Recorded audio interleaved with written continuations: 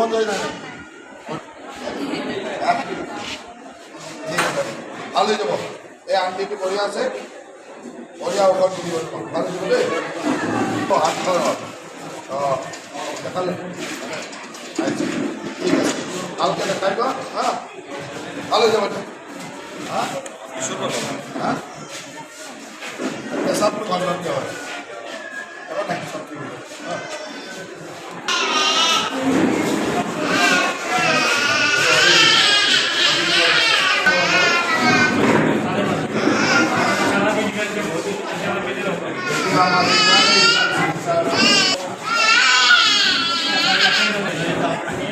এইবিলাক কৰোঁতে আমি চৰকাৰে এটা চিকিৎসা এতিয়া মই লিষ্টবিলাক ল'ম দেখাই ল'ব প্ৰথম তাৰপিছত ষ্টেপ বাই ষ্টেপ তুমি গম পাই থাকিবা তোমাক চৰকাৰে কেনেকৈ সহায় কৰিব কাৰণ এতিয়া ক'লেও ইয়াৰ এটা চিকিৎসা আছে ইয়াক কেনেকৈ ভৱিষ্যতে কৰি দিব সেইটো চিষ্টেমৰ কাৰণে এতিয়া আমি ৰেকৰ্ড লাভ কৰি আছোঁ তোমাক ডক্টৰে বুজাই দিব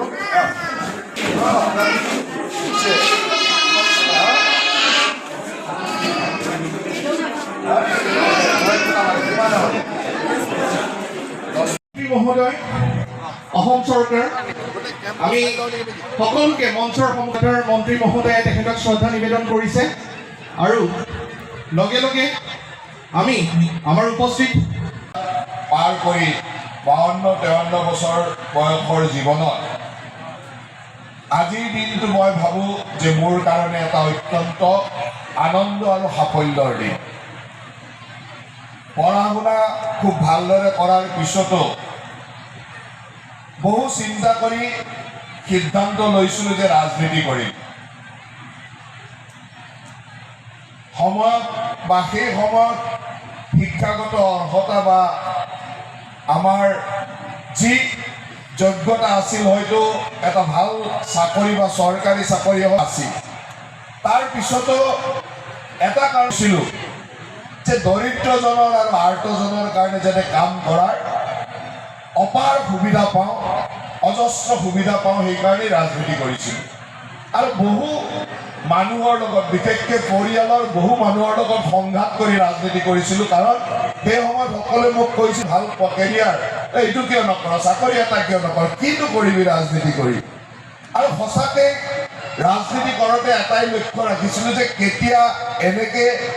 লক্ষজনৰ হাজাৰজনৰ জীৱনৰ কেতিয়াবা হাঁহি বিৰিঙাব পাৰিম সেই লক্ষ্যৰে ৰাজনীতি কৰিছিলোঁ আৰু আজি মাননীয় মুখ্যমন্ত্ৰী ডক্টৰ হিমন্ত বিশ্ব শৰ্মা ডাঙৰীয়াৰ লগত থাকি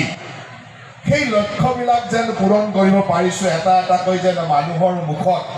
ক'ৰবাত নহয় ক'ৰবাত আনন্দৰ ৰেঙনি দিব পাৰিছোঁ সেই কথাটো উপলব্ধি কৰি ৰাজনীতি মানুহে অকল নিৰ্বাচিত প্ৰতিনিধি হ'বৰ কাৰণে নকৰে মানুহক সহায় কৰাৰ যি এক অপাৰ ব্যৱস্থা আছে বা অসংখ্য সুবিধা আছে সেইকাৰণে আমি ৰাজনীতি কৰোঁ আজি মোৰ জীৱনত ইমান দিন দীঘলীয়া জীৱনত মই কেতিয়াও এনেকুৱা দিন পোৱা নাছিলোঁ যে এনেকুৱা আৰ্ত দুখীয়াজন বা এনেকুৱা অভাৱীজনক একেলগে সেয়া মোৰ হয়তো কল্পনাৰো বাহিৰত আছিল আৰু আজি মুখ্যমন্ত্ৰী ডাঙৰীয়াৰ নেতৃত্বত আমি তাৰ বাস্তৱ ৰূপ দেখিবলৈ পাইছোঁ আজি আমাৰ স্বাস্থ্য বিভাগে এই ধৰণৰ এক মেগা হেল্থ কেম্প বৃহৎ স্বাস্থ্য শিবিৰ প্ৰতিটো সমষ্টিতে আমি আৰম্ভ কৰিছোঁ মাননীয় প্ৰধানমন্ত্ৰী নৰেন্দ্ৰ মোদী ডাঙৰীয়াৰ জন্মদিনৰ লগত সংগতি ৰাখি 17 ছেপ্টেম্বৰত এই মেগা হেল্থ কেম্পৰ আমি আৰু এই হেল্থ কেম্প প্ৰতিটো বিধানসভাতে আমি এটা এটাকৈ কৰি গৈ আছোঁ নলবাৰী জিলাত ইয়াৰ আগতে আমি বৰক্ষেত্ৰীত কৰিলোঁ আৰু আজি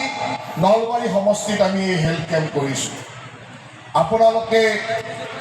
হয়তো শুনি আচৰিত হ'ব আৰু আনন্দ অনুভৱ কৰিব সমষ্টি ভিত্তিক যি চিকিৎসা ব্যৱস্থা হ'ব গোটেইখিনি ছাৰ আজি কেনেকুৱা ধৰণে কেম্পটো চলিব কিমান মানুহ কিমান ডক্টৰ ইয়াত থাকিব কেনেকুৱা ধৰণে কৰা যাব নলবাৰী বিধানসভা সমষ্টিৰ মেগা হেল্থ কেম্প আজি ৰাতিপুৱা 8:30 বজাৰ পৰা আৰম্ভ হৈছে 2900 ৰোগীয়ে ইতিমধ্যে অনলাইন যোগে ৰেজিষ্ট্ৰেশ্যন কৰিছে তেওঁলোকক প্ৰত্যেককে স্ক্ৰিনিং কৰা হ'ব প্ৰত্যেককে তেওঁলোকৰ আমাৰ স্পেচিয়েলিষ্ট ডক্টৰে চাব আৰু চোৱাৰ পিছত যদি তেওঁলোকক উন্নত চিকিৎসাৰ প্ৰয়োজন হয় তেতিয়া তেওঁলোকক ৰেফাৰেল কৰিব। ইতিমধ্যে 598 পেচেণ্ট ইতিমধ্যে আহিলে 2009ৰ ভিতৰত আৰু তেওঁলোকৰ চিকিৎসা ইতিমধ্যে আৰম্ভ হৈ গৈছে, স্ক্ৰিনিং আৰম্ভ হৈ গৈছে। আৰু নলবাৰী কলেজৰ সিটো কেম্পাছত আপোনালোকে দেখিব সিটন গেটৰ ওচৰত আমি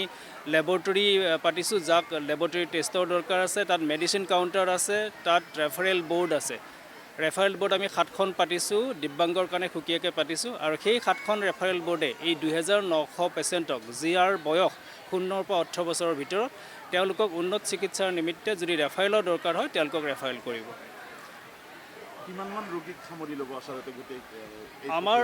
2900টো ৰেজিষ্ট্ৰেশ্যন হৈছে, তাৰ পৰা আমি আৰু এটা ব্যৱস্থা কৰিছোঁ যে যিখিনি 18 বছৰৰ ঊৰ্ধৰ 0 পৰা 18 বছৰৰ ল'ৰা ছোৱালীখিনি যিহেতু নিজে ইয়ালৈ আহিব নোৱাৰে, তেওঁলোকৰ অভিভাৱক অভিভাৱিকা বা শিক্ষক শিক্ষয়িত্ৰীৰ লগত আহিব। যদি কোনোবা অভিভাৱকে ভাবে যে মোৰ বডিটো মই এবাৰ টেষ্ট কৰি লওঁ, সেইটোৰ কাৰণে আমি সুকীয়াকৈ ব্যৱস্থা ৰাখিছোঁ। তাত আমি 6জন ডক্টৰ ৰাখিছোঁ, যিখিনি 18 বছৰৰ ঊৰ্ধৰ তেওঁলোকেও আজি চিকিৎসা সেৱা লাভ কৰিব। প্ৰায় কিমানমান চিকিৎসক জড়িত থাকিব ছাৰ? আমাৰ ইয়াতে 59 হেৰি আছে, ডক্টৰছ আছে, স্পেচিয়েলিষ্ট আৰু MBBS MD ধৰি পেলাই।